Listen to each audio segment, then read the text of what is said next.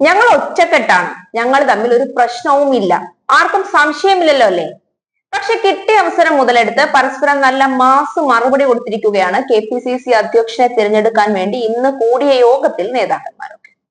KPCC അധ്യക്ഷനായി സണ്ണി ജോസഫ് ചുമതല ഏറ്റെടുത്ത ചടങ്ങിൽ ഉയർന്നത് എല്ലാവരും ഒറ്റക്കെട്ടെന്ന പതിവ് പല്ലവി. ഈ പ്രസ്താവനയെ ട്രോളി മുൻ KPCC അധ്യക്ഷൻ K മുരളീധരന്റെ പ്രസംഗമാണ് വേദിയെ ചടുലമാക്കിയത്. ചിലതെല്ലാം തുറന്നു പറഞ്ഞ മുരളീധരൻ MP പദവി പോയതിലെ പ്രശ്നങ്ങളും സരസമായി വിശദീകരിച്ചു.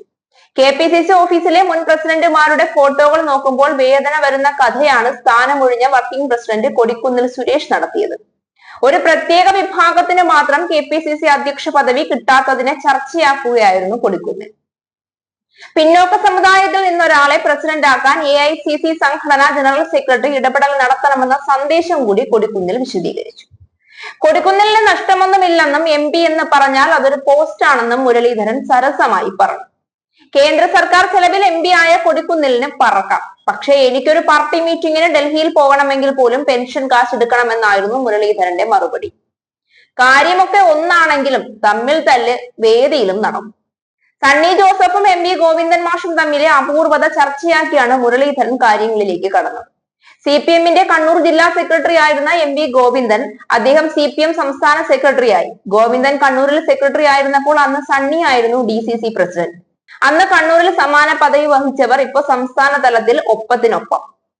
കണ്ണൂരിൽ അന്ന് അവസാന വാക്ക് സുധാകരനാണ്. മറ്റാരെയും വെച്ചാൽ ശരിയാകില്ല, അതുകൊണ്ട് ആരെ DCC അധ്യക്ഷനാക്കണമെന്ന് സുധാകരനോട് ചോദിച്ചു. എന്താ സംശയം, സണ്ണി തന്നെ എന്ന് സുധാകരൻ പറഞ്ഞു. അങ്ങനെ സണ്ണി DCC നേതാവായി. ഇപ്പോൾ ഇരിക്കുന്ന KPCC ആസ്ഥാനം നിർമ്മിക്കാൻ ഫണ്ട് സ്വരൂപിക്കാൻ പ്രധാന പങ്കുവഹിച്ച വ്യക്തിയാണ് സണ്ണി. എല്ലാവരെയും ജയിപ്പിക്കാൻ ഓടി നടക്കുമ്പോൾ പേരാവൂരിൽ ജയിക്കാൻ സണ്ണിയും ശ്രദ്ധിക്കണം. പണ്ടൊരു നേതാവ് സംഘടനാ ചുമതലയിൽ വന്നപ്പോൾ നിയമസഭാ തെരഞ്ഞെടുപ്പിൽ തോറ്റ കഥ പറഞ്ഞാണ് മുരളി ഇക്കാര്യം വിശദീകരിച്ചത്. വർക്കിംഗ് പ്രസിഡന്റായ വിഷ്ണുനാഥിനെ പ്രത്യേകം അഭിനന്ദിച്ചു. വടകരയാണ് ഷാഫിക്ക് ഗുണമായതെന്നും പറഞ്ഞു. ഇതിനൊപ്പം വർക്കിംഗ് പ്രസിഡന്റായ AP അനിൽകുമാറിനെയും രസകരമായി പരാമർശിച്ചു. വടകരയാണ് ഷാഫിയുടെ ഭാഗം.